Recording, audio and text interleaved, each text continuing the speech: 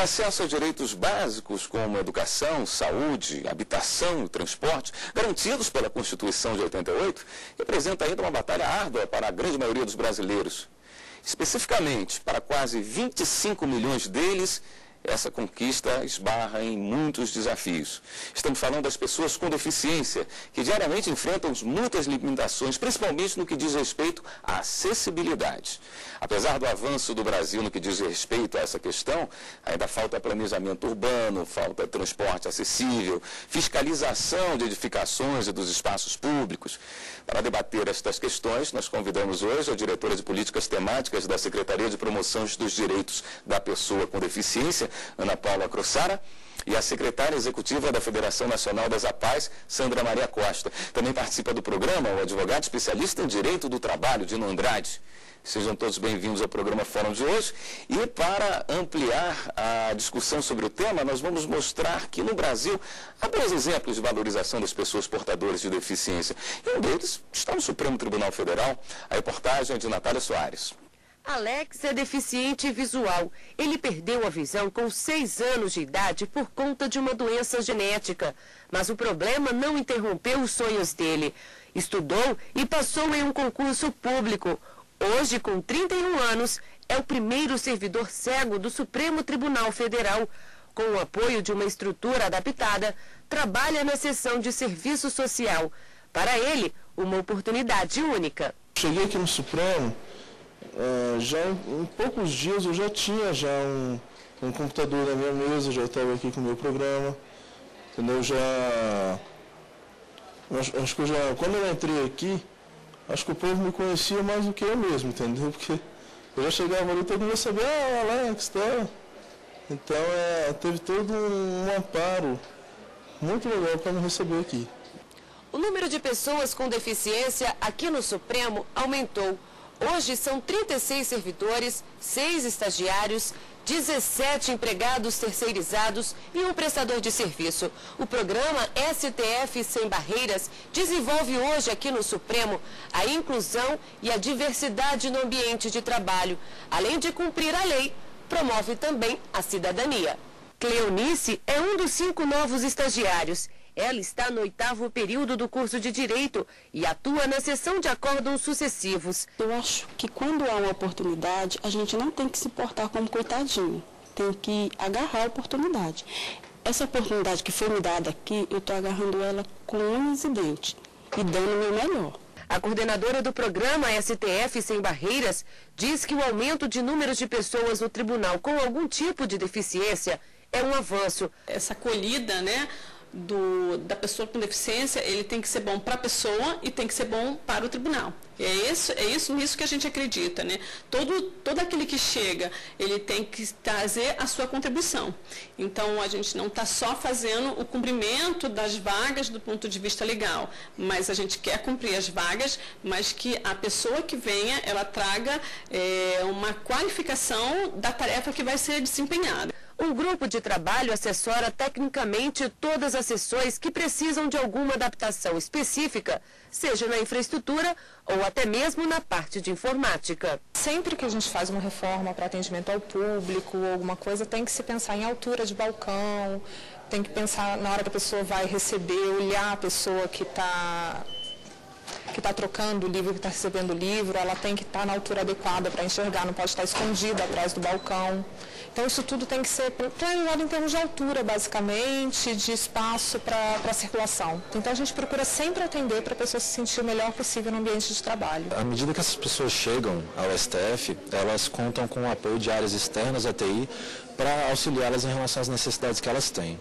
E aí, essas áreas já têm uma interface definida conosco e passam para a gente as características da necessidade que está sendo apresentada. E aí, a partir disso, a gente estuda o que existe no mercado, seja de programas ou de equipamentos de tecnologia da informação que podem melhorar o dia a dia de trabalho dessas pessoas. Bom, se o Dino me permitir, vou começar com as senhoras. Pode ser? Ana Paula, infelizmente, eu imagino que esse exemplo do STF, que ainda tem muito que aprimorar, muito a caminhar, não deve ser uma realidade de todas as empresas no Brasil, não é? Bom, nós estamos falando de públicos distintos. O STF faz parte do Poder Judiciário, da administração pública, né? E o regime jurídico para o STF é um e para as empresas é outro. Ambos têm que cumprir cota, né? Então, é claro que a gente pode pensar no copo meio cheio e no copo meio vazio. Então, que bom que nós já temos a garantia de equiparação de oportunidades. Então, também já existem várias empresas que pararam com esse discurso de desculpas, né, de que não tem pessoas qualificadas, que não estão preparadas para receber, e passaram a nos ver como gente, como cidadãos, como pessoas, né, que somos. Então, a gente precisa pensar sempre que a gente precisa garantir a equiparação de oportunidades. E como é garantir a equiparação de oportunidades? Primeiro é parar de nos ver como ET. Então, nós não somos extraterrestres, nós vivemos aqui no mesmo mundo, junto com vocês, estamos aí às vezes nos mesmos espaços, né, assistimos os mesmos programas que todo mundo, e estamos aqui para sonhar os nossos sonhos, para construir tudo aquilo que a gente puder. Então, nessa perspectiva de gente, de cidadania, de usufruto de direitos humanos, várias empresas e vários órgãos da administração pública, em todos os poderes, legislativo, judiciário e o executivo, já estão diligenciando para garantir essa inclusão. Ana Paula, por que pessoas com deficiência, que representam um universo grande do contingente, são 15% da população, se eu não me engano, 25 milhões de pessoas, segundo um censo de 2000, quer dizer, esse número pode ter mudado. Por que tem pouca visibilidade ainda hoje? Então, há muito preconceito, muito estigma. Como eu falei, a gente começa pela falta, né, das pessoas acreditarem que nós somos tão gente quanto Mas a coisa cultural dentro da legislação se conserta também? Não, a legislação, o Brasil tem uma legislação muito boa em termos de ações afirmativas, e o Brasil ratificou a Convenção sobre os Direitos das Pessoas com Deficiência, e o protocolo facultativo da ONU, com equivalência de emenda constitucional. Numa perspectiva de dar visibilidade ao tema, de incluí-lo como direitos imediatos, aplicáveis imediatamente, e numa perspectiva de tornar a cláusula pétrea essa equiparação de oportunidades, esse respeito à pessoa e à sua especificidade. Essa é a grande qualidade do decreto 186? O decreto 186, né, traz isso, o Congresso Nacional, né, essa ratificação com equivalência de emenda constitucional, e o Poder Executivo, através do decreto 6.949 de 2009, também terminou o processo de internalização, de ratificação dessa convenção, para não termos discussões jurídicas se a implementação, se a convenção passaria a valer só internamente, ou se o próprio depósito na ONU teria valor. Para sair dessa discussão de direito internacional, o Executivo, então, expediu, né, publicou o decreto 6.949, em 2009, 25 de agosto de 2009, e hoje nós já temos todas essas obrigações a serem cumpridas por todos nós, pelo governo, pelo Poder Judiciário, pelo Poder Legislativo, por todas as empresas, como mais um ônus do negócio, né, por todas as empresas de telecomunicação. Então, a gente já tem aí várias regras que, a partir do momento que forem cumpridas, nós teremos essa visibilidade assegurada. É um processo histórico de exclusão, é um processo em que muitas famílias também ainda acham que as crianças não aprendem, que as pessoas com deficiência não vão nunca virar gente, que é um estorvo, ou que é um castigo, enfim, uma série de crenças, né, que nós estamos trabalhando para romper, principalmente através da disponibilização de políticas públicas efetivas para garantir essa equiparação de oportunidades. Sandra, dentro dos inúmeros tipos de deficiência que existem, você acredita que a intelectual seja a mais exclusiva? O que nós acompanhamos, assim, que a experiência nos mostra, é que as dificuldades são diferentes, né? Não há como você colocar todas as pessoas com deficiência num critério único de atendimento e achar que aquilo vai ser bom para um e vai ser bom para todos. Não é assim. Nós todos somos diferentes, temos necessidades diferentes, né? E quando você você pega o grupo das pessoas com deficiência, você vai considerar as pessoas com deficiência, há necessidade, sim, de fazer um recorte na área da deficiência intelectual.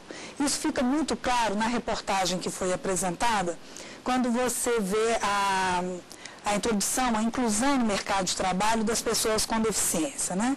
Então, a gente vê aí que o Supremo vem fazendo a sua parte, o governo federal vem fazendo a parte dele, a iniciativa privada também, muitas vezes até forçados pela legislação que existe, mas, de qualquer forma, todos têm se empenhado em melhorar essa situação, esse quadro. Mas a gente vê, quer dizer, para um deficiente, uma pessoa cega, como é um funcionário do Supremo, você já tem com muita facilidade a identificação dos apoios que ele precisa para exercer a função dele. E ele tendo esses apoios, sendo garantido a ele esses apoios, ele vai exercer as atribuições dele com a maior competência, como qualquer um de nós, né? No caso da deficiência física, né, a própria Ana Paula é um exemplo, né? Uma pessoa que tem a sua limitação física, mas sem comprometimento intelectual nenhum, ela ocupa todos os espaços, ela compreende todas as situações e as enfrenta como qualquer um de nós, né? Desde que tenha os apoios que ela também precisa, no caso do deficiente físico, né? E a mesma coisa eu diria do surdo também.